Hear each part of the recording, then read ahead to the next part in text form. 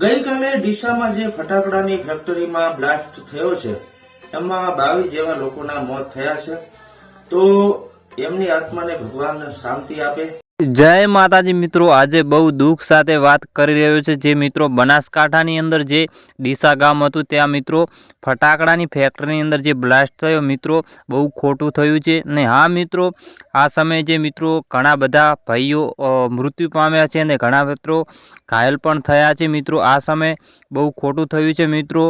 અને હા મિત્રો, આ સમયે જે મિત્રો ગુજ્જુભાઈ છે તે હાલમાં કહી રહ્યા છે કે કોણ કોણ મિત્રો ઘાયલ થયા છે અને કેટલા ભાઈઓનું મૃત્યુ થયું છે અને કોણ કોણ સમાજના હતા એ બધું આ વિડીયોની અંદર જાણવા મળશે। અને આ મિત્રો, તમે આપણી યુટ્યુબ ચેનલની અંદર આ નવા આવ્યા હોય અને ચેનલને સબસ્ક્રાઈબ ના કરી હોય તો મિત્રો ચેનલને સબસ્ક્રાઈબ પણ કરી નાખજો।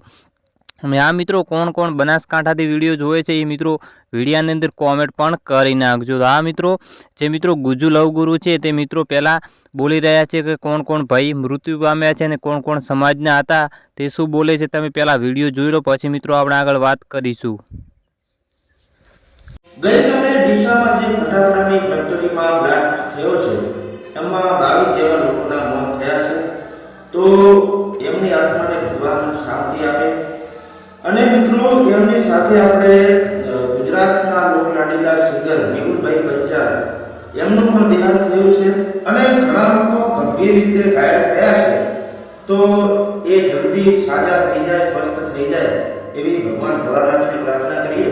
સાથે સરકારશ્રીને એક પ્રાર્થના છે કે અહીંયા કામ કરતા લોકો બહુ ગરીબ હતા, એમની પરિસ્થિતિ ખરાબ હતી, તો એમના પરિવારને સારું વળતર આપો એવી પણ પ્રાર્થના છે।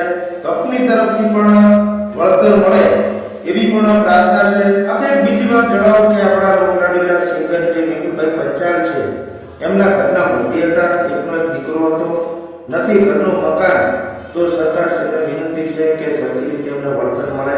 અને આ ઘટના ઘટી છે જે ખૂબ જ દુઃખદ ઘટના કહેવાય। તો જે લોકો મૃત્યુ પામ્યા છે, જે અત્યારે ગંભીર ઘાયલ છે, એમના પરિવારને આ દુઃખદ ઘડી સહન કરવાની ભગવાન ભોળાનાથ શક્તિ આપે। જય માતા।